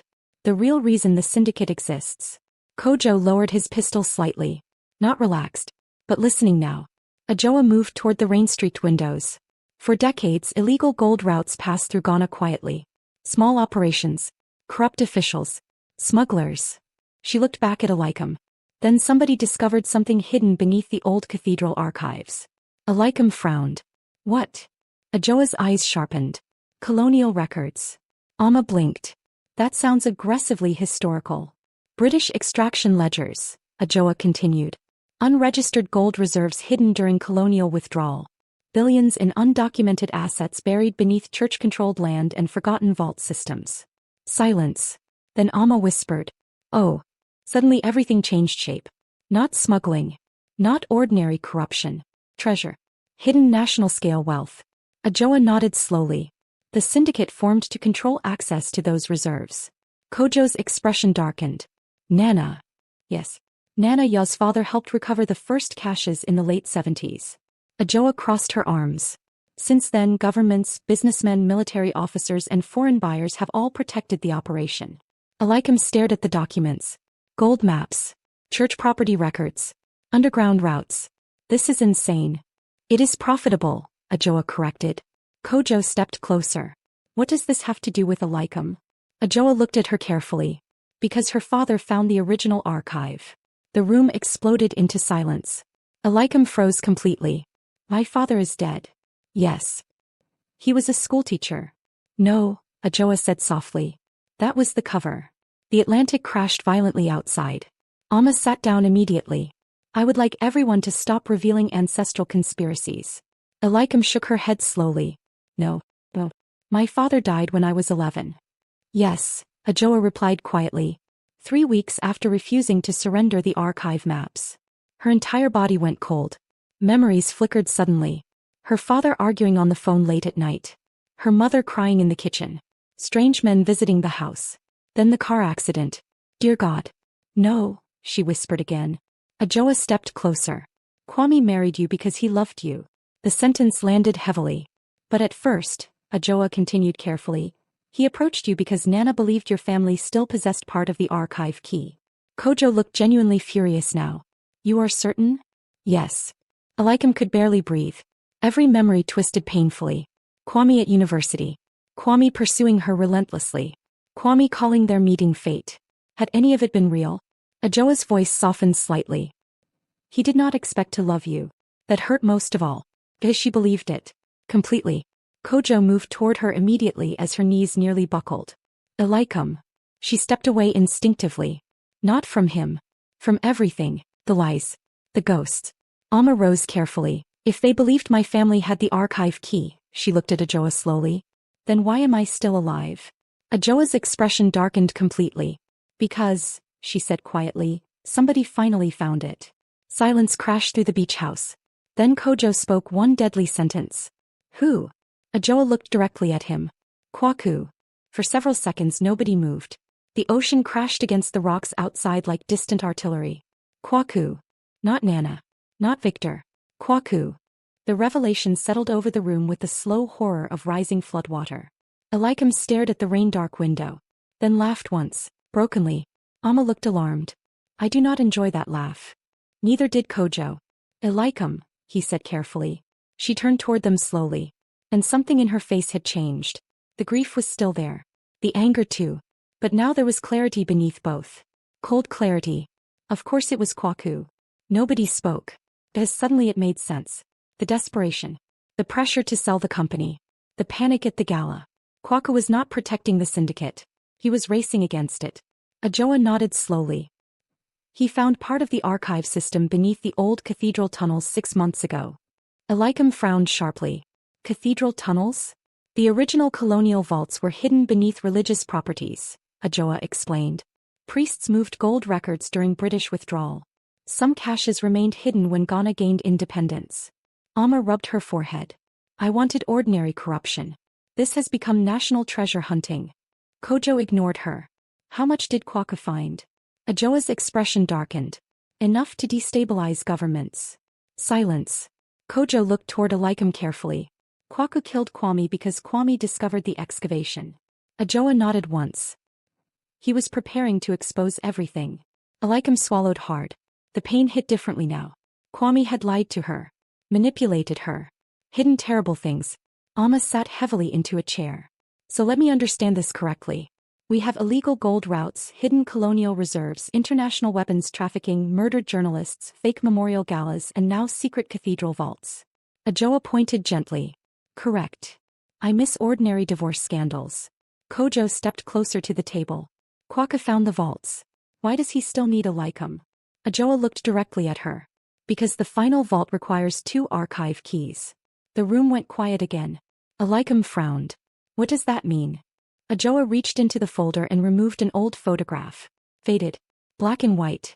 2 men standing beside church excavation equipment decades earlier. One was Nana Ya's father. The other. Elikem's breath caught. Her father. Much younger. Smiling. Alive. Ajoa laid the photograph gently on the table. The archive was divided after the original discovery, she explained softly. Your father took half the access cipher before the fire. Kojo's eyes narrowed. And Kwaku believes Elikem inherited it. Yes. Elikem shook her head slowly. I do not have any key. Ajoa looked at her carefully. You might. Silence. Then something flickered through Elikem's memory. Not clear. Not complete. A music box. Her father giving it to her before his death. She had kept it for years before packing it away after marriage. Her stomach tightened. Kojo noticed immediately. What? Elikem looked up slowly. There may be something. Amma straightened instantly. There it is. The childhood heirloom phase of the conspiracy. Kojo stepped closer. What something? My father gave me a music box before he died. Ajoa's expression sharpened immediately. What kind? Carved wood. Brass lock underneath. Ajoa inhaled slowly. That could be it. The beach house suddenly felt too small again. Kojo checked the windows instinctively. We retrieve it quietly. No, Elikem said softly. Everybody turned toward her. She looked at the photographs spread across the table. Kwame. Her father. The vault maps. The syndicate routes. All these men spending decades lying, killing, and burying truth beneath polished suits and church foundations. Enough. No more hiding, she said. Kojo frowned. Elikem. Kwaku believes he controls the board. Her eyes lifted slowly. Let him. Amma blinked. That tone usually precedes felonies. Elikem ignored her. He wants the key, she continued calmly. Fine. Kojo's face hardened immediately. No. Yes. It is too dangerous. She turned fully toward him now. And what happens if we keep running? Another funeral? Another assassination? Another body dumped somewhere? Kojo's jaw tightened. Because he knew she was right. Ajoa watched Elikem carefully. You have a plan. Not a question. Elikem nodded once. Yes. The room quieted. Even the ocean seemed to pause. Elikem, Kojo said carefully, tell me this plan does not involve confronting armed criminals with emotional courage. He almost smiled. It involves greed. That got everyone's attention. Because greed was predictable. Reliable. Ugly in simple ways. Elikem crossed slowly toward the rain-streaked windows. Kwaku thinks he has won, she said softly. The syndicate is fractured. Nana no longer trusts him. Victor suspects betrayal. The ledger exists. The archive exists. She looked back over her shoulder. Everyone is afraid of losing control. Amma nodded slowly. Yes. So we make them panic. Kojo studied her face carefully now. What are you thinking? Elikem's voice lowered. We tell them I am ready to negotiate. Silence. Then all three answered at once. No. Absolutely not. That is suicidal. Elikem held up a hand. Not negotiate genuinely. Ajoa's eyes narrowed slowly. A meeting. Yes. Kojo stepped forward immediately. No. Dangerously firm. Elikem, if Kwaka believes you have the archive key, he will come personally. The room quieted instantly. As that was true. A man obsessed with hidden billions would never trust intermediaries now. Amma looked between them slowly. You want to lure him? Elikem nodded once. Yes. Kojo's face darkened. And then what? She looked directly at him. We expose him. He almost laughed. Not because it was funny. Because it was impossible. To who? He asked. The police he owns? The ministers involved? The businessmen laundering the money? Elikem stepped closer. No. Her eyes sharpened. To the syndicate. Silence detonated softly across the room. Ajoa understood first. Of course she did. You turned them against each other. Yes. Elikem moved back toward the table and tapped the photograph from the gala. Nana protects power. Victor protects profit. Kwaka disrupted both by killing Kwame outside protocol. Her voice cooled further. If they believe he plans to seize the archive alone. Amma's eyes widened slowly. They will destroy him themselves. Kojo stared at her. Really stared. Not like a widow anymore. Not like someone fragile. Like someone learning how to weaponize intelligence. And suddenly he looked worried for entirely different reasons. Ajoa folded her arms slowly. It could work. Kojo turned sharply. Or get her killed. She is already marked. The truth sat brutally between them. Kojo looked back at Elikem. You are talking about stepping into a room with people who bury nations beneath bank transfers. And you are talking like I still have the option of normal life. That silenced him. Because they both knew it was gone. Completely gone. The widow from the funeral no longer existed. Something else stood in her place now. Outside, lightning flashed across the Atlantic. Elikem looked toward the dark horizon. Kwaka wants the key, she said quietly. Good. Amma sighed deeply. I hate when women say good like that. Elikem turned back toward them. We arrange the meeting tomorrow night. Kojo rubbed a hand slowly across his jaw. Every instinct in him hated this. Every protective impulse screamed against it. But beneath the fear was another truth. This was the first strategic advantage they had possessed since Kwame died. Ajoa broke the silence. Where? Elikem's eyes settled on the old cathedral maps spread across the table. Then she smiled. Not warmly. Not kindly. Like somebody finally understanding the shape of war. Under the cathedral. The old cathedral beneath Cape Coast looked less like a church and more like history trying to hide its crimes. Rain swept across the coastline in silver sheets as midnight approached. Waves hammered the cliffs below. The cathedral itself stood high above the sea, ancient stone glowing faintly beneath storm lanterns and intermittent lightning. Tourists visited it during daylight. Tonight only predators came. Beneath the cathedral, hidden below collapsed colonial tunnels and forgotten burial vaults, the air smelled of damp stone, rust, and old secrets. Elikem stood at the center of it all wearing white again. Not funeral white. War white. A fitted ivory coat over black silk. Hair pulled back. No jewelry except her wedding ring. Amma had objected to the ring. Elikem kept it anyway. You look terrifying, Amma whispered beside her. Good. Kojo checked his watch for the fourth time in 2 minutes. Which meant he was worried beyond language. Security teams loyal to Solo and Ajoa waited hidden through the outer tunnel systems. Cameras were positioned. Audio feeds active. Satellite uplinks prepared. Because tonight was not merely confrontation. It was exposure. Ajoa closed the final equipment case. If this works, every syndicate network tied to the archive collapses by morning. And if it fails? Amma asked. Ajoa looked toward the tunnels. Then Ghana gets a very expensive scandal after several funerals. Kojo stepped toward Elikem one final time. We can still leave. She looked up at him softly. No. The word carried no anger tonight. Only certainty. Lightning flashed faintly across the tunnel walls. Kojo lowered his voice. When they arrive, stay behind me. Elikem almost smiled. You truly never stop saying that sentence. His eyes held hers longer than usual. Because you never listened to it. Something warm and dangerous passed between them. Not the sharp tension from before. Something quieter now. Something earned. Amma cleared her throat loudly. Please survive long enough to become emotionally complicated later.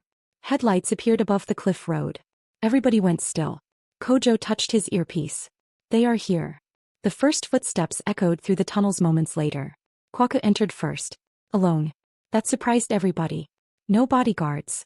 No visible weapon. Only arrogance stretched thin over desperation. He stopped when he saw Elikem standing beneath the cathedral vaults. You came. Elikem's face remained unreadable. You killed my husband. Kwaka's expression tightened immediately. No. The lie arrived too quickly. Too practiced.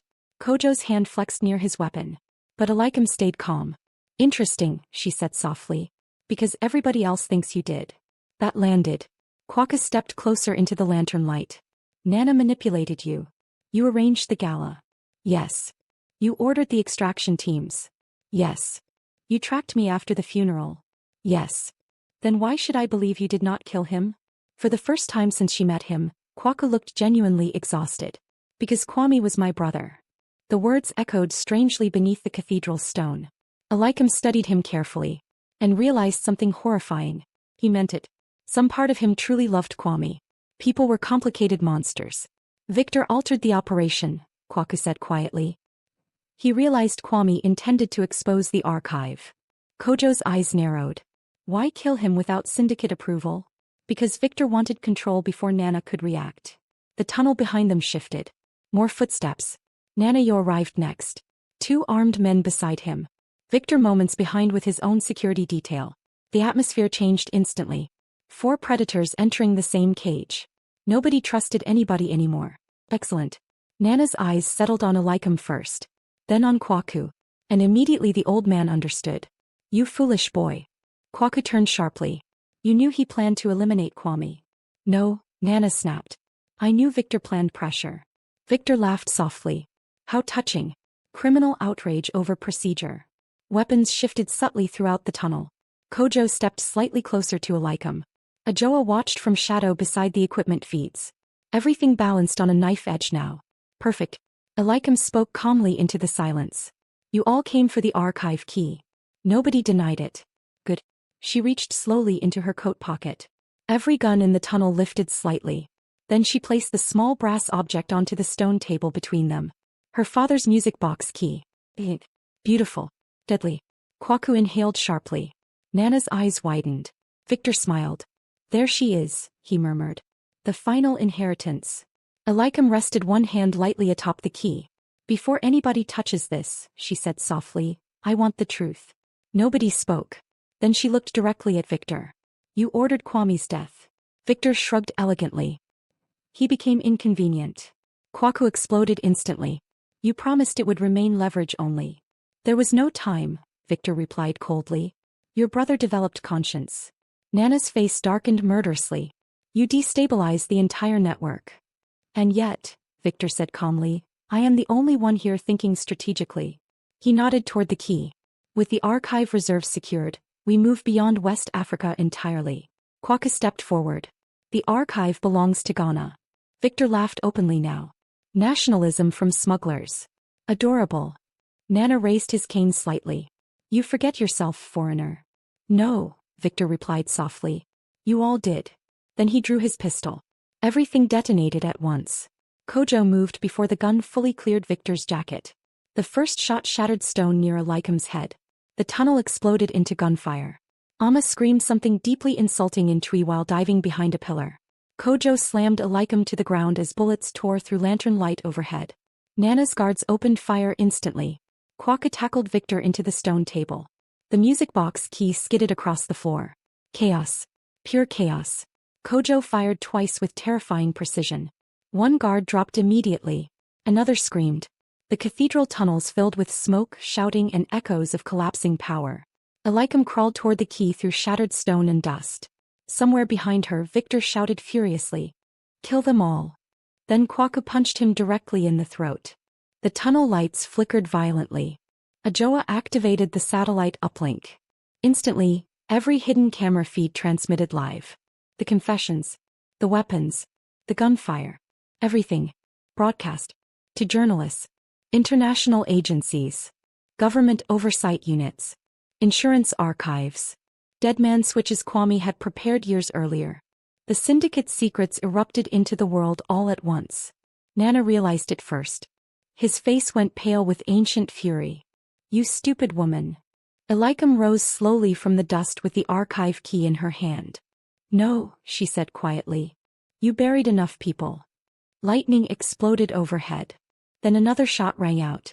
Peter, bleeding, half-conscious, still reaching for his pistol. Kojo fired once. Pling. Final. Silence followed almost immediately. Heavy silence, broken only by rain and distant ocean thunder.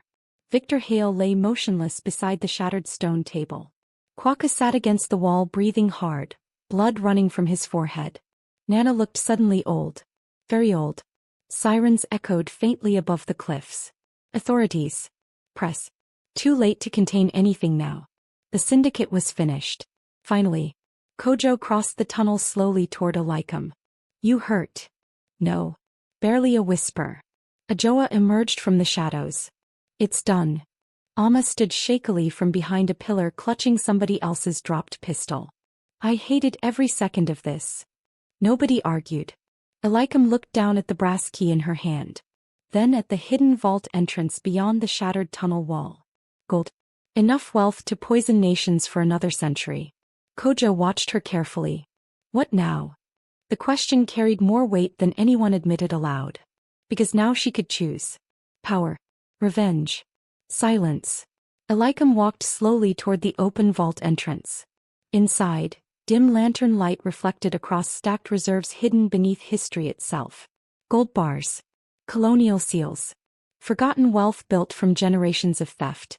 The entire country could burn over this. Slowly she closed the vault door. Then handed the key to Ajoa. "Release everything." Ajoa stared at her. "All of it?" "Yes." Nana's voice cracked behind them. "You would destroy fortunes?" Elikem turned toward him. "No." Her eyes sharpened like drawn glass. "I would end inheritance through blood." Silence settled through the cathedral. Even the ocean seemed to pause. Then Kojo stepped beside her quietly. Not as bodyguard. Not anymore. Just beside her. The sirens grew louder overhead. The old world was ending. And for the first time since the funeral, Elikem felt the weight inside her chest loosen slightly. Not healed. Never healed. But lighter. Amma exhaled dramatically. "Well," she said, adjusting her ruined dress, "next time somebody says grief changes people, I will take them much more seriously." Despite everything, Elikem laughed. Softly. Honestly. The sound echoed through the old cathedral vaults as dawn slowly approached the coast of Ghana. And somewhere beyond the rain and sirens and collapsing empires, the Atlantic kept rolling endlessly against the shore. Indifferent to men. Faithful only to time. The coast no longer belonged to smugglers. Or syndicates. Or ghosts. The coast belonged to her now. Thank you for listening. Tell me, which African country would you like the next Mafia story to be based in, and why? Drop your answers in the comments and I will take it from there. If you enjoyed the story, like, share, subscribe. Because somewhere in Africa, another story is already unfolding.